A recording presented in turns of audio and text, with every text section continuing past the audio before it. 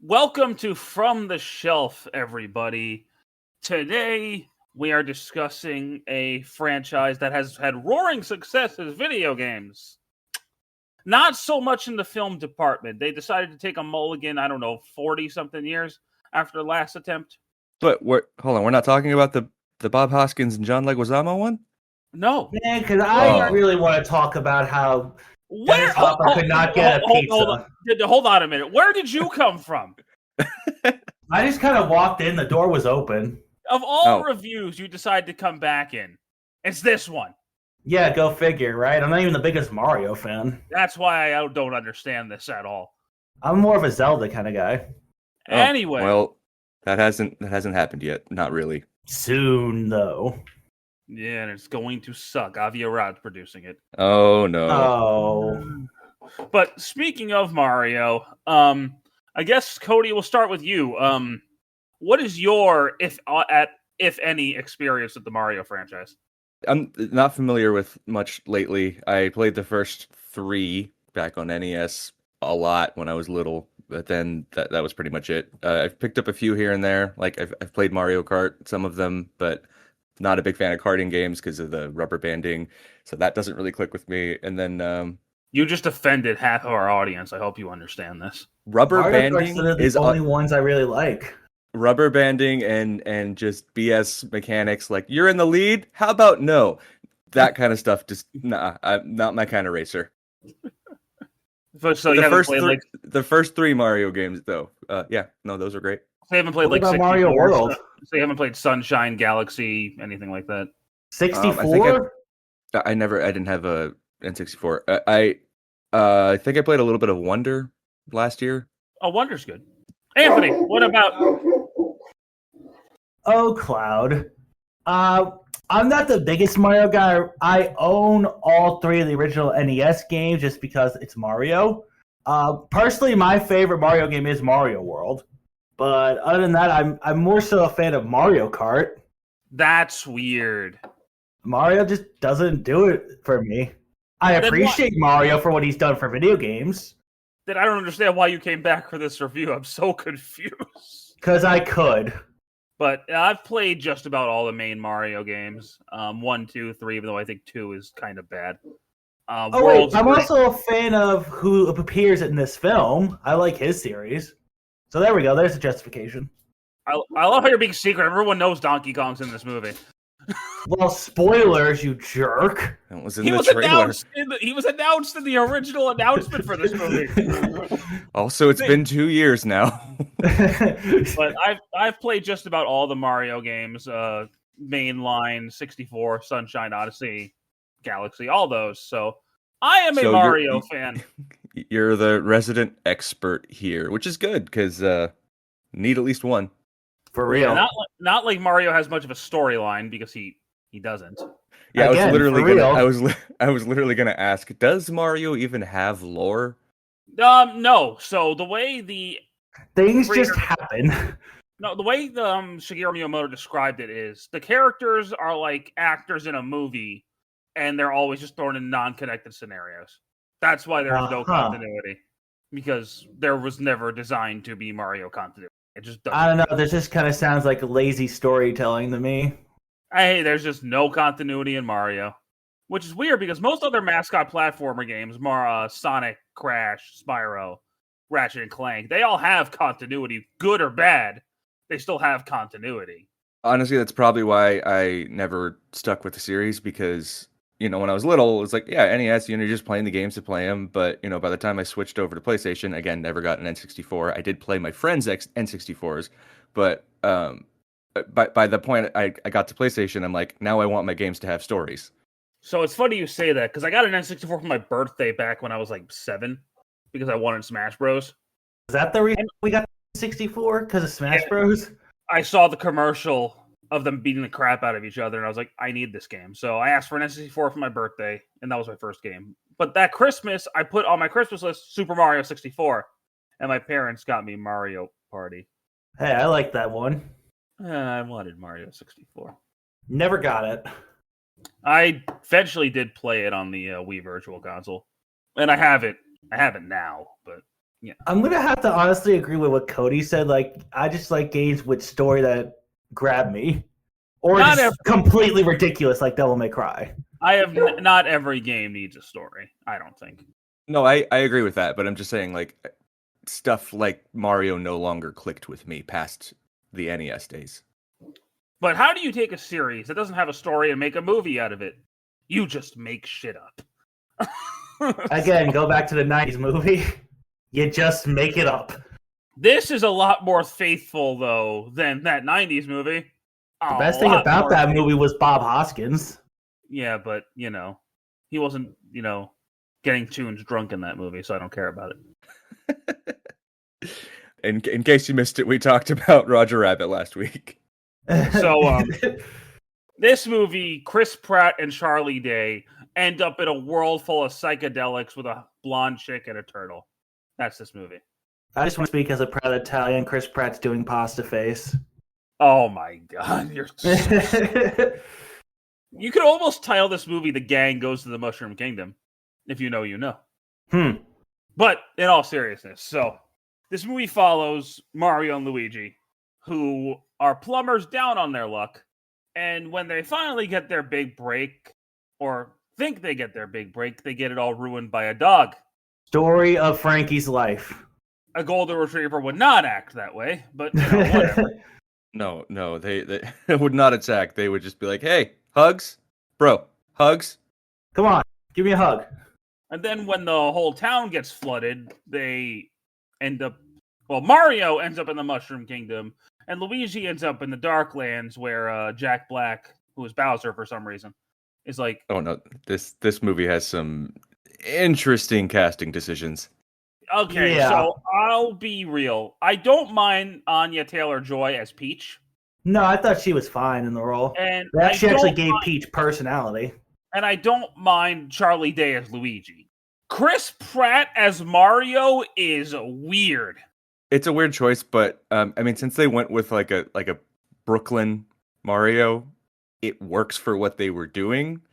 I mean, because it sounds like he's just doing a Mario impression. Because he is. At the beginning, they literally like, "Hey, here's what this would look like if the whole movie was the voice that you're familiar with." Might not work so well. And then he's like, "The voice is a little too much." Like, so they make fun of it. Yeah, I guess. Because I think this was just a no-win scenario for Pratt, because... If Chris Pratt tried to do the Mario voice the whole movie, Cody's right, it would sound awful. Again, that's what I said. I don't think this was a win scenario for him, because if he did the voice, it wouldn't be the voice. If he did his own thing, he would scrutinize him for it. To be fair, though, his Mario impression voice at the beginning wasn't bad. Who voices Toad? Keegan Michael Peel. I'm sorry. Yes, that Keegan Michael Key. Thank you. You're just mixing the two guys together. That happened a lot during when the show was actually airing. Their show. Keegan Michael Peel and Jordan Key. Sure. I finally done it. I have combined them into one comic genius that also directs horror movies. Patara or Fusion Dance? Yes. Fair. The fusion was so intense it required both. Oh, jeez. But they end up in the Mushroom Kingdom, and Mario's first instinct is, "I'm a find my brother." So he just kind of breaks into Peach's castle. Sorry, but the princess is in another castle. That was great. My favorite bit is when Mario just kind of walks past her guard going, "Sup," and they just go, "Sup." My favorite part of the whole movie is when he's doing that training montage, and when he finally gets it, air quotes, he's having his heart-to-heart with Peach. He's like, "Oh yeah, it was worse than you." He's like, "You got it on your first try, didn't you?" "I got it on my first try, but I'm from here." Again, they actually gave Peach a character. It's weird that she's not the damsel in distress, but Luigi is. That is weird, now that you say that. Of course, Luigi gets a horror segment. They had to throw that in there, too. And he even has, like, the shaking from Luigi's Mansion. I gotta admit, too, I love this movie's soundtrack. I did write that down, actually. There's musical references throughout the entire thing, but they're not... I will say... They're not just, like, super blatant. They're sort of just mixed in with the score, I think that was actually really well Which handled. I honestly think the Sonic movies could benefit from if they had more of the. I will say the Mario music does benefit from orchestras. Like the music fits very well with that. That's why Mario Galaxy's soundtrack is so good. Oh, I agree. That's the best thing about the Galaxy games, in my opinion. Well, that's because you're a hater. Anyway, So the next movie's already just going to have the soundtrack ready to go. They don't really need to mess with it. they better not. I guess. But they're going on their misadventures, getting ready to get the Kongs to help them out. Yep. When they get to the Kong Kingdom, and they run into Seth Rogen, played by Donkey Kong. Now here's the thing about Seth Rogen as Donkey Kong. It's not acting. I don't think if I were to cast Seth Rogen as a Mario character, I would have cast him as Wario. Actually, I agree with that. Not Donkey Kong. The problem with Seth Rogen with doing voiceover roles, he doesn't know how to voice act. Because all he does is play himself. At least he openly admits that. I give him that. He does admit to it. But they just keep hiring him for it. He's like, I like money. I'll be honest. As I was watching it, I just kind of rolled with him being Donkey Kong. But I wouldn't have cast Seth Rogen. No, I don't know how to feel about the portrayal of how they characterize Donkey Kong. Because I'm more of a Donkey Kong fan than I am Mario. No, this is pretty accurate to old Donkey Kong. He was a cocky, arrogant asshole. Yeah, true, but I don't think Cranky Kong was that kind of douche. He was just cranky. No, Cranky Kong is an asshole. He's an asshole, but he's not a douche like he is in this. Yes, he is. Cranky Kong There's a difference between an asshole and a douche, Frankie. Cranky Kong is such a bad person. Also, I texted Frankie this morning because I was watching it again. I'm like, why did they do an 80s music number? Wouldn't it have made more sense to do a 90s song since that's when Donkey Kong was, I would say, at its most popular? And also the introduction of Mario Kart was in the 90s? Why is the Mario Kart segment in the Kong Kingdom? Mario Kart is not Donkey Kong. But they always had some of the best levels. Also, why is Mario's big power-up in this movie the cat suit from 3D World? Why that one? I would have preferred the Tanuki suit. He has the Tanuki suit. Yep. I'm just saying, I would have preferred that would have been the big one. Because the cat suit's newer, I don't know. Because cats are adorable. I mean, they are. But it's also, how do you not give Mario the fire flower ever in this movie? Peach had it. And Donkey Kong had it. But not Mario! That was pretty cool that Donkey Kong had it. That was pretty cool. It was weird Donkey Kong having a power-up. But also... The anti-power-ups, that's a thing? Yeah, the mini mushroom? Yeah, it's a thing. Yeah. Again, this is way past my time with Mario, so I didn't know that was a thing. It's a thing in Kart. I also did like Mario and Donkey Kong's like relationship because they both have a chip on their shoulder for their dads kind of treating them like garbage. Don't you mean they have daddy issues? Yes, it's Tekken. Oh, God. When they start throwing people off cliffs, just start running. Don't look back. Or the jump scare with the eel from Mario 64. That was cool. That was fun. The Mario Kart segment is admittedly really cool, though, when they're on Rainbow Road. I think it could have been a bit more chaotic, given it's Mario Kart. Given it's Rainbow Road. The fact that the blue shell is a living entity is just... That was crazy. I don't know why I'm thinking about this now, but we can't just ignore Jack Black's musical number. Peaches. Peaches? Peaches.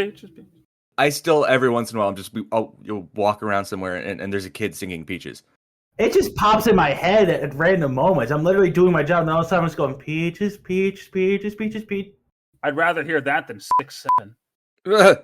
I agree with that, actually. I might have to bleep that. Please do. I don't blame you. That'd actually probably be funnier if you bleeped it. It should See, be my a swear dog's at this mad point. about this. My dog's mad about this. Rightly so. I agreed. Or how about when Luigi's mustache being so powerful that Bowser could only remove a slight piece of it? Is that just solely on Luigi's mustache, or does Mario have the same thing? It probably It's extends. every mustache ever. Except Captain America's, because he was able to get rid of his in Endgame. So my mustache can do that? No. Okay. You're not a Mario character. You can grow a mustache? I have a beard! The depressing star is kind of my new spirit animal.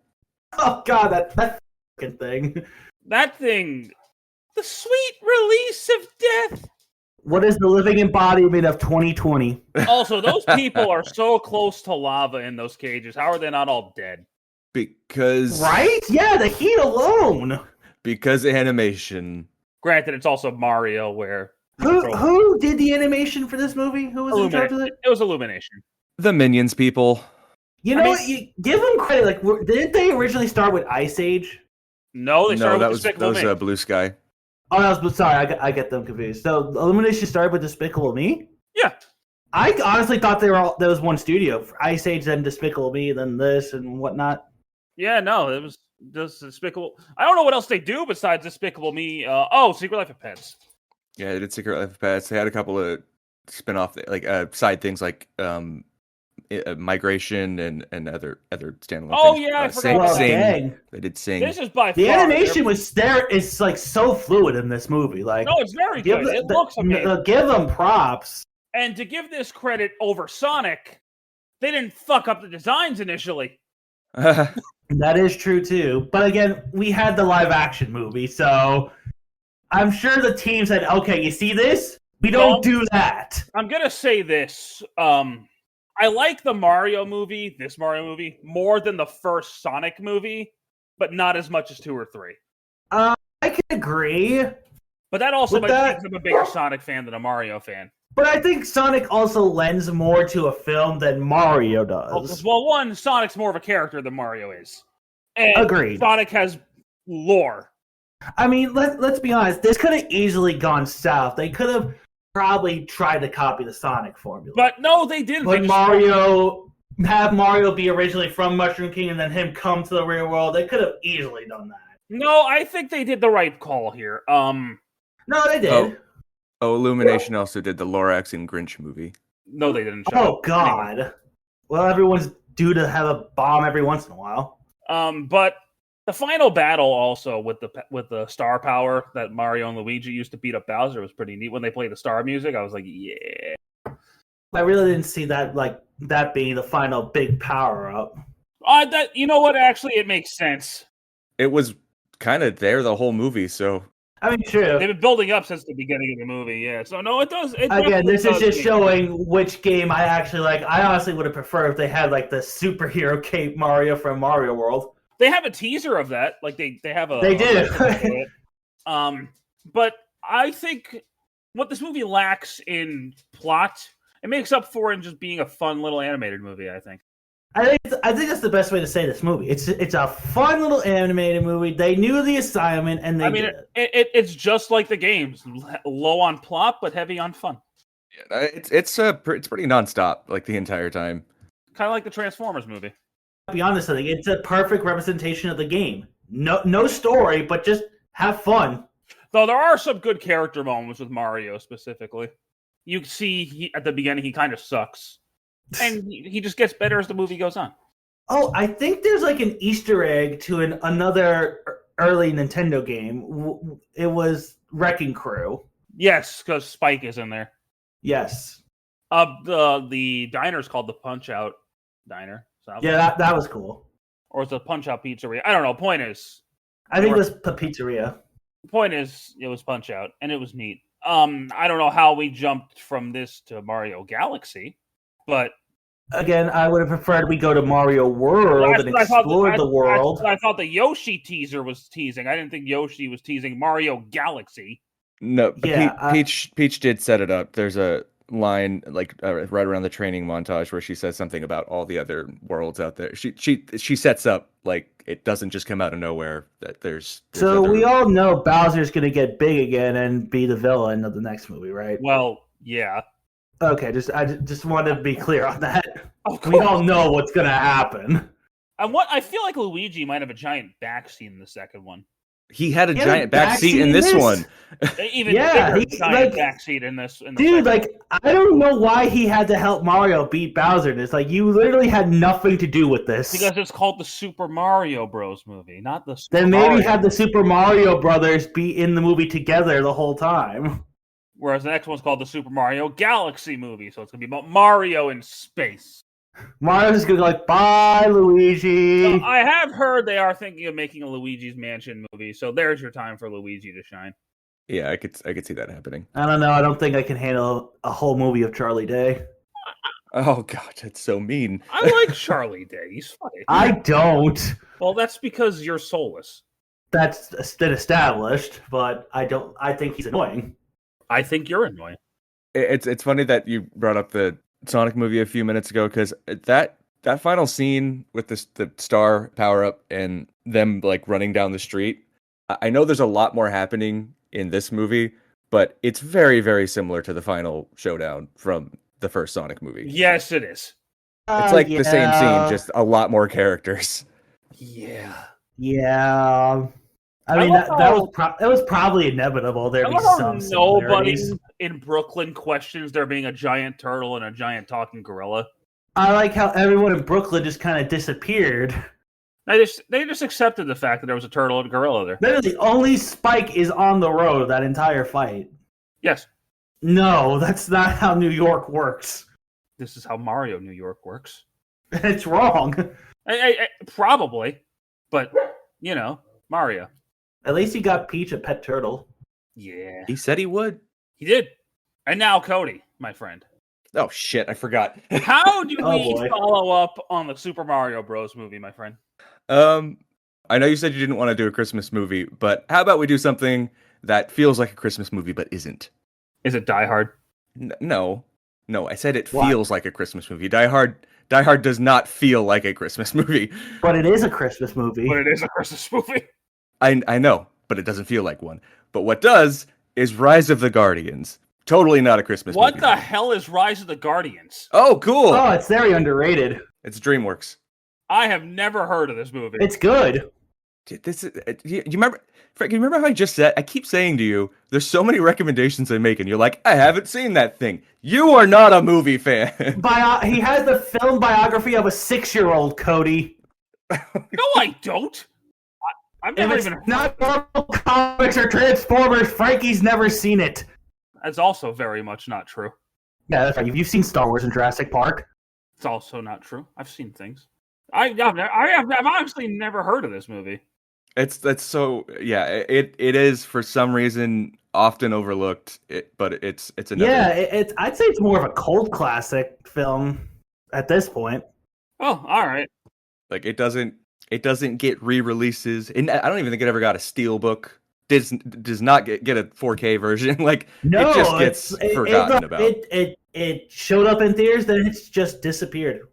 Well, all right. Rise of the Guardians. This is I don't know. I don't know what to do about this one.